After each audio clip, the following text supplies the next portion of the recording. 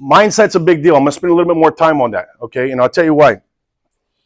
My first 5 years in the car business, 2001 to 2006 or so, before I bought my own car lot, and I'm on the line just like you guys, and it was difficult. I was still a top performer, but it was difficult. I had to fight to be on top. And Victor was there the whole time. Victor didn't contest any of this. After I bought my car lot and I lost everything,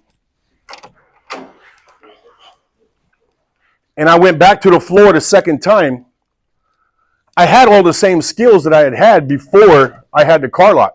Good morning. The only thing that changed was my thinking at that point. And I dominated the first Curtis. They wouldn't even have been in the same realm. And everyone else, when I went back to the line, their thinking was so low because they had been beaten down by the economy at that time. We were just going through a depression, 2007, 2008. And everybody's thinking was so low. And mine was at a different place because the amount of stress I went through losing everything I owned and losing that car lot, and now being able to go back to somebody else, bring a pen, and make money on their dime, my thinking was just so different. It was so fucking easy the second time around. And all ships rise with the tide, and we were the number one store in just a few months, right? The skill set was the same. The only thing that changed was my thinking. That was it. That was the only thing that changed. So we're going to talk a little bit about that today, all right?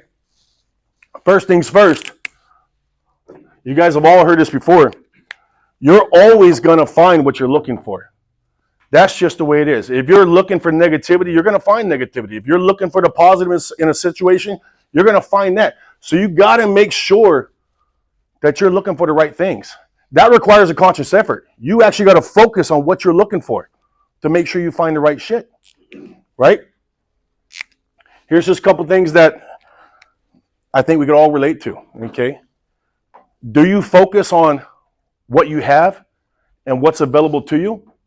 Or do you focus on what's missing? Do you focus on what you don't have and what's not available to you? Okay? And this is not something that anybody needs to answer.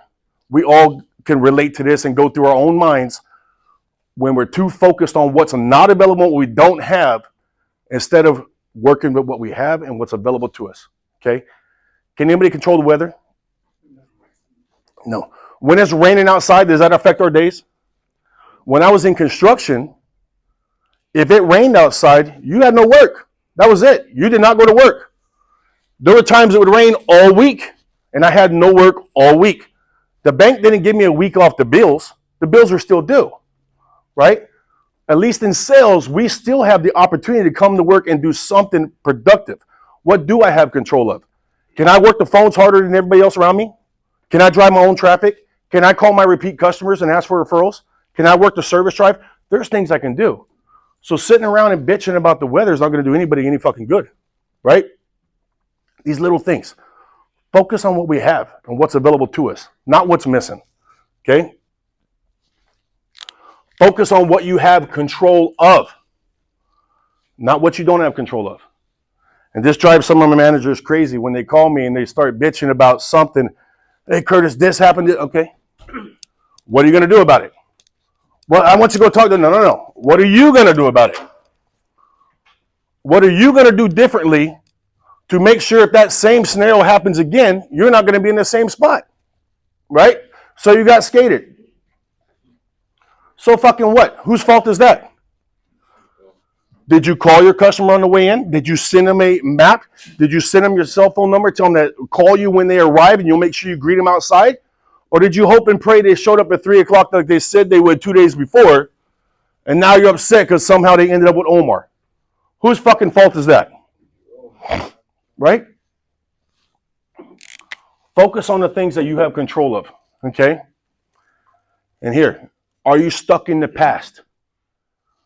Or do we focus on the present and plan for the future? Okay?